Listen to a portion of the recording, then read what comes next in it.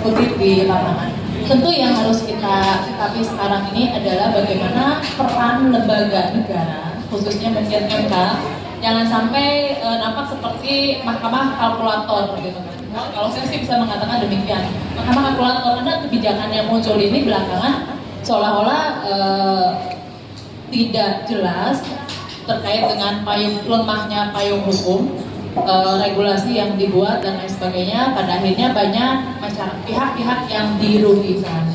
Yang kalau misalkan melihat dari kasus PSU yang permasalahan PSU yang kemarin muncul, kita emang tidak bisa menghindari karena bagaimanapun juga adalah kita negara demokratis yang dimana itu adalah hak asasi manusia, HAM, berhadapan dengan HAM yang dimana proses politik harus dilakukan.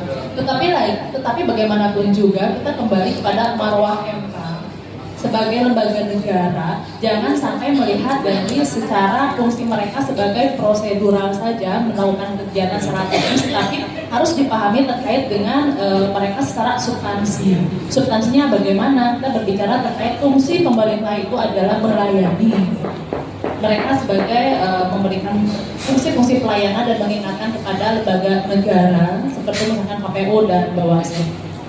Hal-hal yang tadi disampaikan oleh Bang Roy bahwa berbicara terkait dengan PSU kemarin itu kita berhadapan dengan permasalahan sosial yang dimana anggaran dan lain sebagainya yang ternyata harusnya kita lebih fokus kepada hal-hal yang lebih substantif, yang dimana sebagainya harusnya alokasi dana itu bisa tepat sasaran. Contohnya saya bisa melihat kondisi sosial di wilayah Jawa Barat. Saya cukup mengamati kondisi Tasik ya. Hanya karena masalah priorisasi yang bagi saya itu sungguh lemah gitu sampai dia kabulkan PSU. Nah di sini kan di situ hukum berlaku surut. Dan di sini siapa yang dirugikan, yang menang? Itu kemarin menang mutlak, bukan saya. Sekarang terbalik.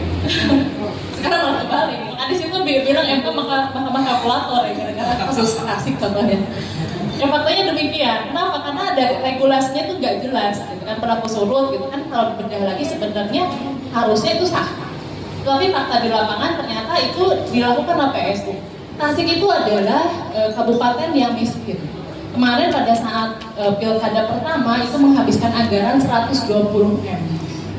Nah kemarin mereka untuk PSU karena tahapannya berkurang, tidak ada pemutakhiran data, tidak banyak tahapan yang dipangkas, pada akhirnya anggaran yang dibutuhkan itu adalah sekitar 55 M. 55 M itu pun mereka sudah nyicil selama 3 tahun. Mereka nggak punya anggaran dan akhirnya anggaran dibebankan kepada